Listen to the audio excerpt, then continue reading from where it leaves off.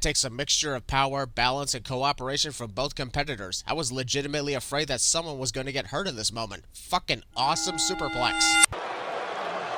Seth Rollins attempted to get the crowd to start singing his entrance theme and got nothing as a result. Probably should pay more attention to the fallen Cody Rhodes. How close he is to erasing it from everyone's memory. For fuck's sake, defeating your opponent at Backlash does not erase the memory of what happened at WrestleMania, you stupid dumbass. Holy shit. Rollins! Oh! Seth Rollins goes for the Phoenix Splash and it gets countered pretty much every single time, cliche.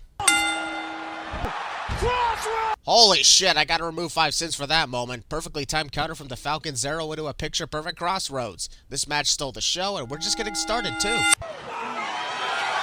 The referee is at the 5 count and Seth is not exactly unconscious, so now is the worst time to climb the announce desk just to pose for the audience. Got it! Oh! Remember when the pedigree was devastating and put away opponents pretty much all the time, even when Seth Rollins was using it? Good times. Good times. Don't touch my shoes! Seth is making the same mistakes that he made at WrestleMania leading to his defeat, and he loses the match once again because of those same mistakes. Oh! Cody, right infringement. Run into it! Come on!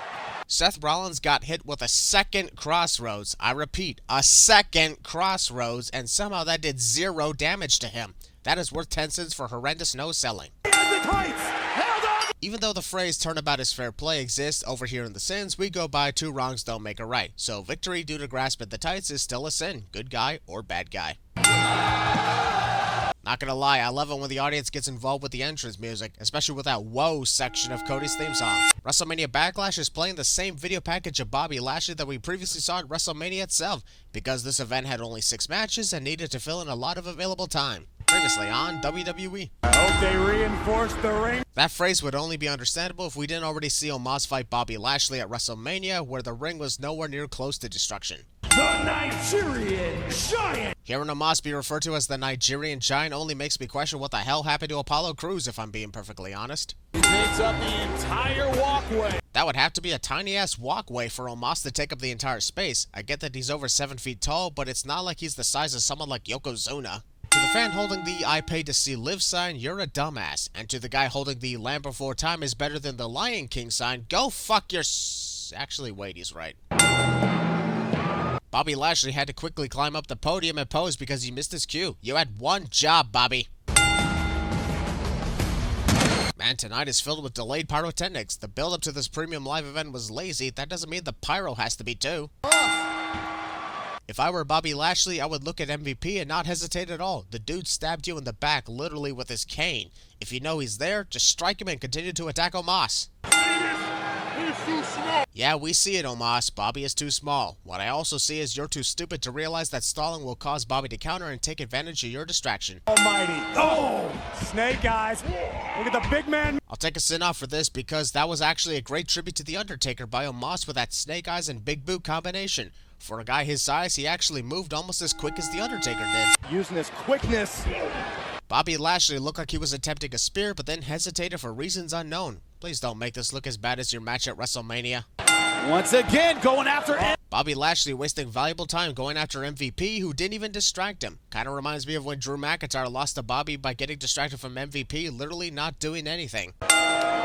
Uh-oh, MVP technically hit a competitor in the match. Disqualification. Heavy right hand from Omos. I'd be impressed with the strength Bobby had to lift Omos like that with a spine buster, except for the fact that Omos prepared to spring into the air before Bobby could even get a hold of him. Any further evidence? Oh! Damn, MVP knows magic. That's my only conclusion, since his cane never even connected with Bobby Lashley at all. This main event that got drastically changed for the worse is not going to take place for another hour and a half, so let's promote it now. Also, why couldn't every championship be on the line in this match? That would at least make up for replacing what you were hyping up for a whole damn month. I bet Wendy Styles is thinking, "Aw shit, here we go again," and had haunting flashbacks to the time Samoa Joe got obsessed with her. Now Edge is the one obsessing over AJ Styles' family. Officially challenging you. Take back what I never lost. Didn't you technically do that at WrestleMania? What exactly did you never lose that you aimed to take back at Backlash? It's not like AJ beat you or anything. You know, I commented about how I loved Edge's entrance before, but holy shit, this is an epic camera shot, making it look like Edge is wearing those vulture wings on the screen. I know we like customized stage setups, but y'all ain't getting awesome shit like this with random obstacles all over the place. two-time winner. Why are we listing off Edge's accomplishments on a random event like WrestleMania Backlash but ignored it on the biggest stage at WrestleMania itself? What do you bet AJ Styles made sure to duck this time before entering just in case he cracked his head open again? Whoa! Won't lie, I'm glad this match started off fast and furious given the personal implications over the last few weeks. Got excitement to start us off tonight. For Edge. Sure, AJ, say that loud enough for Edge to hear it so that he can take advantage of your shoulder injury. Edge identified the weakness. Edge unties the middle turnbuckle and then stands around as if he lost his train of thought. Dude, focus on what you're doing, but most importantly, focus on your opponent.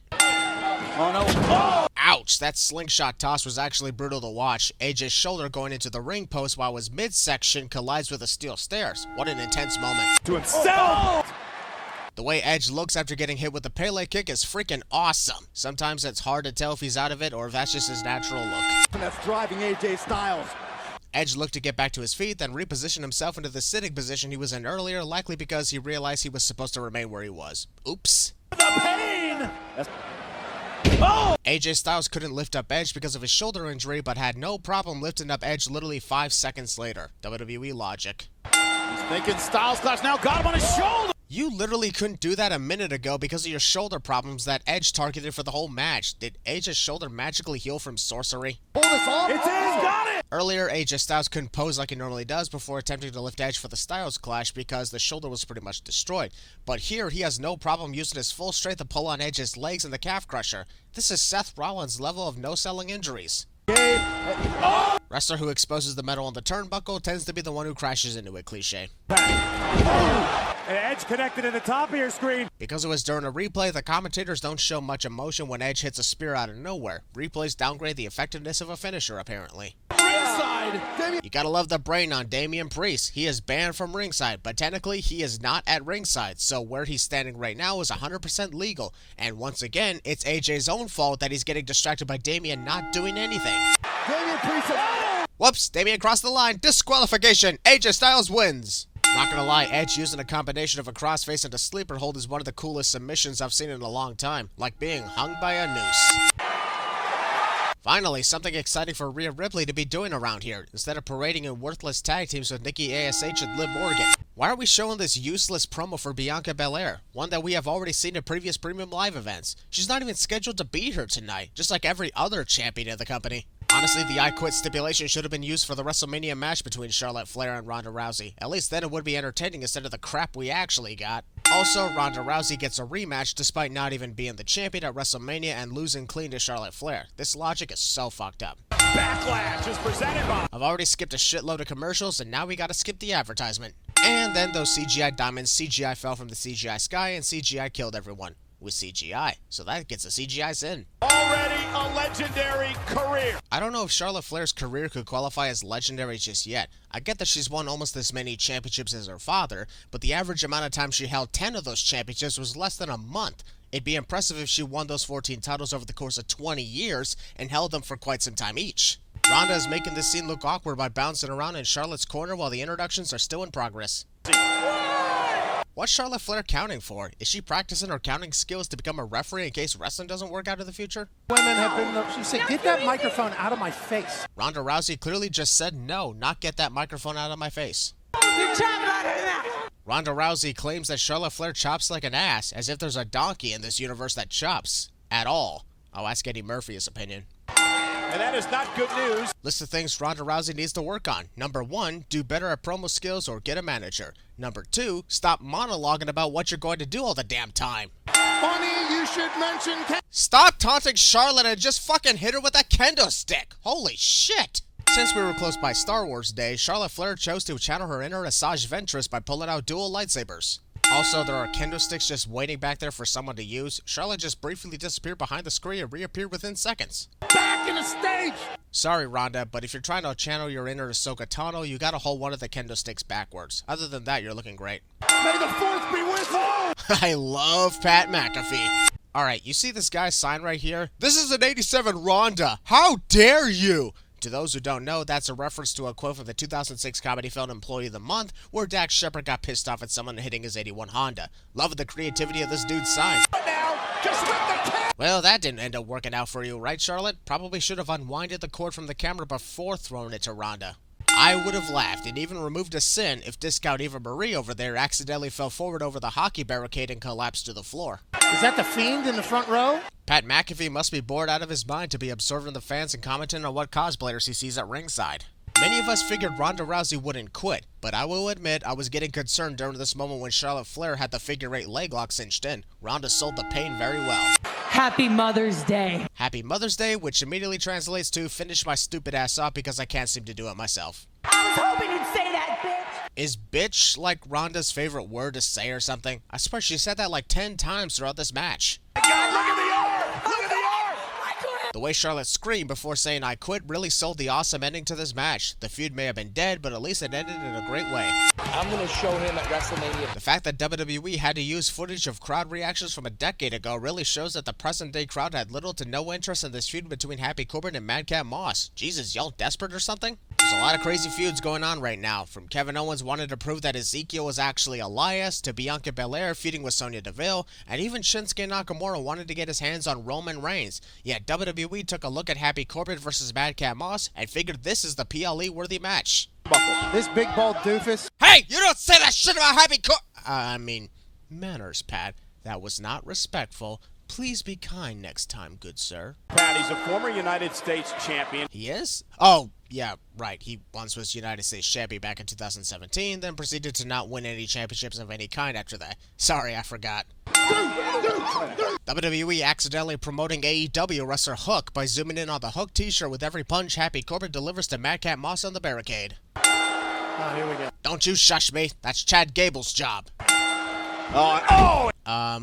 Okay. What was that supposed to do? Hurt Madcap? Because to me that looked like that one moment when a friend helps another do a flip at a trampoline park. Shoulders down now, and Moss got him! Madcap Moss wins by a sunset flip pin, and I'm just glad it's over because this match was as filler can get. We saw Ronda Rousey defeat Charlotte Flair less than 20 minutes ago, so why are we showing a recap of what happened? Especially when it has no effect to the main event coming up next.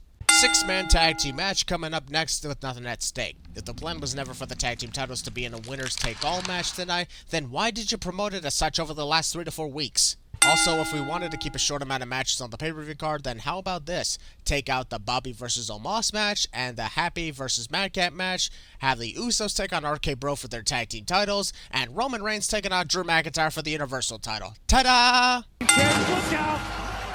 To be honest, Riddle's entrance looked cooler when he had those CGI birds flying. Now every week it's a different animal and I'm questioning the logic of Riddle and grasshoppers. Did he also have a pet grasshopper next to that bunny? Huh, we had it wrong this whole time. The Usos are the SmackDown Tag Team Champions, but Roman Reigns handed over the Universal Championship to Paul Heyman and declared himself the singular WWE Champion. Now that's an unstoppable faction. Charles Barkley acknowledged Roman Reigns. Who cares? Jey Uso realized almost too late that Jimmy and Roman Reigns were about to raise their titles and had to quickly get into position. Oh shit, sorry I'm late, my fault. Can you look at the damn talent? Randy Orton in a 6-man tag. Pat McAfee says that as if Randy Orton being in a 6-man tag team match is unheard of. It's not like Randy didn't win the WWE title in a 6-man tag at the same event in this same building.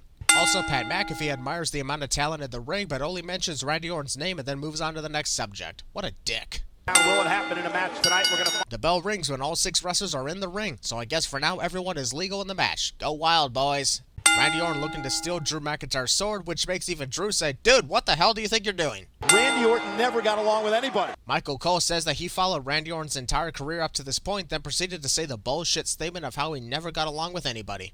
This sequence of Roman Reigns debating about whether or not he should tag himself in goes on for quite some time. 2 minutes of Roman Reigns debating about tagging in, then actually tagging himself in, all just to tag himself out. Although I gotta take a sin off for the way Pat McAfee laughed, sounding like Stewie Griffin on that one Family Guy episode where he laughed like an idiot on the TV. Mine, bitch. Still trash talking. And because Drew McIntyre wasted a lot of time trash talking to Roman Reigns, Jey Uso was confused on what the signal was to flip forward to the suplex throw. Not a good start to this main event that shouldn't have been changed. McIntyre too. Reigns is so. Ow, stinky foot! The wise man says, Oh my god, these guys really need to stop monologuing and wasting so much time. Their performance in the ring is just as fast as Roman Reigns' entrance. If you cut out all the unnecessary taunting, walking around and time wasting, this match would have been only 5 minutes. but even those 5 minutes would have been far more entertaining than what we are watching right now. It's hard to believe that Roman Reigns has been champion for over a year. Well, that would be amazing to see Roman Reigns be champion for over a year, but since the brand split was reintroduced in 2016, we have seen literally 14 title reigns last over a year. Oh, Uso style right there. Honestly, the way Randy Orton slowly fell off the ring apron from that super kick like he was a tub of slime was funny. You can almost hear the slimy sound effects. Riddle likely recovered quickly because he was given endless amounts of time to get back in the game. That's what happens when the bloodline stalls. Riddle makes the tag as well. Instead of slowly entering the ring, Drew McIntyre should have quickly ran toward Roman Reigns just in case Roman tries to tag out again. Not falling for that a second time. Do something! RK Bro just stands on the ring apron and lets Roman Reigns do this for a long time. I get that Roman is both the WWE Champion and the Universal Champion, but we've been here for almost 20 minutes now and it's been a boring match. Back, did he catch him with a Claymore? What do you think he did? A trampoline bounce causing Roman Reigns to lose his balance or something? That Bloody right infringement. is Roman. Finally! Some awesome shit has taken place in this match. That was an epic RKO out of nowhere. It deserves the removal of 5 sins indeed. Holy shit. Double super kick. What a devastating double super kick to the air. The air's gotta be in twice the amount of pain now. Well, it started off terrible, but the last 5 minutes of the match made the first 18 worth it. The carnage over here is amazing to see. The way Roman leaped into the air and tagged himself in at the very last millisecond was strategic and well placed. The Bloodline wins and WrestleMania Backlash ended with fun excitement. At least there's that to think about.